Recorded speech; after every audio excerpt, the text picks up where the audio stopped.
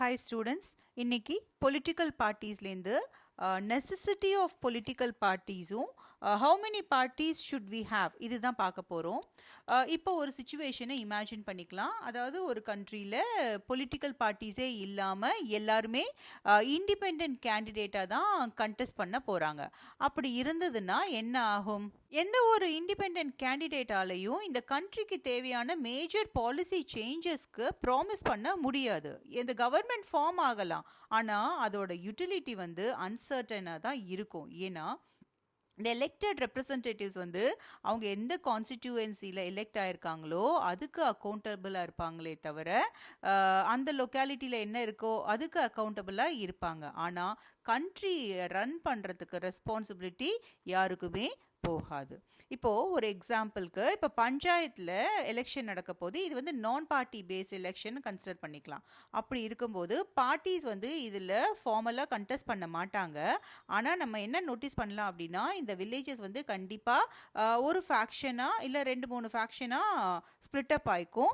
அவங்க வந்து ஒரு பேனல் ஆஃப் கேண்டிடேட்ஸ் வச்சுருப்பாங்க. பேனல்னா ஒரு குரூப் ஆஃப் பீப்புள் ஒரு டாபிக் பற்றியோ ஏதாவது வந்து ஒரு டிஸ்கஷன் பற்றியோ அதை பார்த்துட்ருப்பாங்க. இதுதான் வந்து ஒரு பார்ட்டி ஆக்சுவலாக பண்ண போகுது. அதனால தான் நம்ம பொலிட்டிக்கல் பார்ட்டிஸ் எல்லா கண்ட்ரீஸ்லேயும் வந்து தேவை. அது சின்ன பார்ட்டியாக இருந்தாலும் சரி, big or small, old or new, develop or developing, whatever it is, political party is there in almost எல்லா கண்ட்ரீஸ்லேயும். இந்த பொலிட்டிக்கல் பார்ட்டிஸோட ரைஸ் அப் வந்து ரெப்ரசன்டேட்டிவ் டெமோக்ரஸிஸ் எமர்ஜ் ஆகிறதுக்கு ஒரு லிங்காக இருக்குது. இப்போல்லாம் சொசைட்டிஸ்லாம் வந்து லார்ஜர் ஆகிட்டே இருக்குது. லார்ஜர் சொசைட்டிஸ் கண்டிப்பாக ரெப்ரசன்டேட்டிவ் டெமோக்ரஸி தேவைப்படுது. அண்ட் அவங்களுக்கு ஏதாவது ஒரு இஷ்யூஸ் இருக்குது அப்படின்னா அதை பற்றின டிஃப்ரெண்ட் வியூஸை கேதர் பண்ணி கொடுக்கறதுக்கு ஒரு ஏஜென்சிஸ் தேவைப்படுது கவர்மெண்ட்டுக்கு. அண்ட் வேரியஸ் ரெப்ரசன்டேட்டிவ்ஸை ஒன்றா கொண்டு வந்து ஒரு ரெஸ்பான்சிபிள் கவர்மெண்ட்டை ஃபார்ம் பண்ணுறதுக்கு தேவைப்படுறாங்க.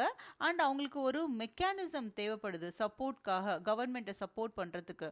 எதுக்குன்னா பாலிசிஸ் மேக் பண்ணுறதுக்கோ இல்லை ஒரு ஜஸ்டிஃபை பண்ணுறதுக்கு இல்லை அப்போஸ் பண்ணுறதுக்கெல்லாம் வந்து ஒரு மெக்கானிசம் தேவைப்படுது. இது எல்லாத்தையுமே வந்து பொலிட்டிக்கல் பார்ட்டிஸ் ஃபுல்ஃபில் பண்ணுது. ஸோ இந்த ரீசன்ஸ்னால it is better to have political parties. So யாரெல்லாம் பொலிட்டிக்கல் பார்ட்டி ஃபார்ம் பண்ணலாம்? ஒரு டெமோக்ராட்டிக் கண்ட்ரியில் any group of citizens political party form பண்ணலாம். ஸோ நம்ம இந்தியாவில் நியர்லி 750 பார்ட்டிஸ் வந்து எலெக்ஷன் கமிஷனில் ரிஜிஸ்டர் ஆயிருக்காங்க. ஆனால் எல்லா பார்ட்டிஸும் எல்லா எலெக்ஷன்ஸ்லேயும் ஆக்டிவாக கண்டெஸ்ட் பண்ணுறது கிடையாது. யூஸ்வலாக ஒரு ஹேண்ட்ஃபுல் ஆஃப் பார்ட்டிஸ் தான் வந்து ஆக்டிவாக இதில் கண்டெஸ்ட் பண்ணி இந்த எலெக்ஷன்ஸில் இந்த ரேஸில் வின் பண்ணி கவர்மெண்ட்டை ஃபார்ம் பண்ணுறாங்க. சில கண்ட்ரீஸில் ஒரு பார்ட்டி ஒன் பார்ட்டி தான் கண்ட்ரோல் பண்ணுறதுக்கும் கவர்மெண்ட்டை ரன் பண்ணுறதுக்குமே அலோவ் பண்ணியிருக்காங்க. For example China communist party மட்டும்தான் அங்கே ரூல் பண்ண முடியும். ஸோ லீகலாக பார்க்கணும் அப்படின்னா பீப்புள் வந்து பொலிட்டிக்கல் பார்ட்டிஸ் ஃப்ரீயாக ஃபார்ம் பண்ணலாம். ஆனால் அங்கே வந்து அந்த எலெக்டோரல் சிஸ்டம் அவங்கள காம்பீட் பண்ணுறதுக்கு விடலை. அண்ட் ஒரு பார்ட்டி ஒன் பார்ட்டி சிஸ்டம் வந்து ஒரு குட் ஆப்ஷனாக நம்ம டெமோக்ராட்டிக் ஆப்ஷனாக நம்ம எடுத்துக்க முடியாது. ஏன்னா டெமோக்ராட்டிக் சிஸ்டம் அப்படின்னா அட்லீஸ்ட் 2 பார்ட்டிஸாவது எலெக்ஷனில் கம்பீட் பண்ணி அவங்களுக்கு ஒரு ஃபேர் சான்ஸ் கொடுக்கணும் அந்த கம்பீட்டிங் பார்ட்டிஸ்க்கு நடுப்புற பவருக்கு வர்றதுக்கு. சில கண்ட்ரீஸில் பவர் யூஸ்வலாக 2 மெயின் பார்ட்டிஸ்க்கு நடுப்புற மாறி மாறி போயிட்டுருக்கோம். மற்ற பார்ட்டிஸ்லாம் இருப்பாங்க, எக்ஸிஸ்டாக இருப்பாங்க, எலெக்ஷனில் கண்டெஸ்ட் பண்ணுவாங்க. ஆனால் அவங்களுக்கு ஃபியூ சீட்ஸ் தான் கிடைக்கும். இந்த 2 மெயின் பார்ட்டிஸ் தான் வந்து அவங்களுக்கு ஒரு சீரியஸ் சான்ஸ் வின் பண்ணுறதுக்கு, மெஜாரிட்டி ஃபார்ம் பண்ணுறதுக்கு கிடைக்கும். அந்த மாதிரி ஒரு சிஸ்டம் 2 பார்ட்டி சிஸ்டம்னு சொல்லுவோம். இது வந்து USA அண்ட் UK இதெல்லாம் வந்து ஒரு best example for 2 party system. இப்போ நிறைய பார்ட்டிஸ் வந்து பவருக்கு கம்பீட் பண்ணுவாங்க. மோர் தென் 2 பார்ட்டிஸ்க்கு வந்து சான்சஸ் இருக்கும் அந்த பவருக்கு வர்றதுக்கு. ஓகே, ஸோ இந்த மாதிரி இருக்கிறதெல்லாம் வந்து மல்டி பார்ட்டி சிஸ்டம் சொல்லுவோம். இந்தியாவில் we have multi party system.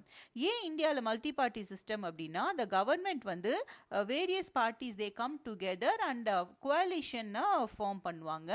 And several parties they join hand எலெக்ஷனில் கண்டெஸ்ட் பண்ணுவாங்க. அப்புறம் வின் பண்ணுவாங்க. இதை வந்து அலையன்ஸ்னு சொல்லுவோம், இல்லை ஃப்ரண்ட்னு சொல்லுவோம்.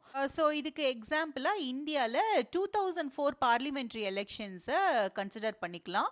இங்கே 3 மேஜர் அலையன்சஸ் இருந்தது என்டிஏ நேஷனல் டெமோக்ராட்டிக் அலையன்ஸ் இருந்தது, அப்புறம் யூபிஏ யுனைடெட் ப்ரோக்ரெசிவ் அலையன்ஸ், அப்புறம் லெஃப்ட் ஃப்ரண்ட்.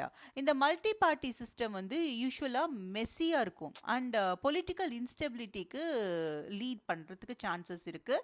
அண்ட் அதே சமயத்தில் இந்த சிஸ்டம் வந்து ஒரு variety of interest and opinions பொலிட்டிக்கலாக ரெப்ரசன்ட் ஆகிறதுக்கு சான்சஸ் இருக்குது.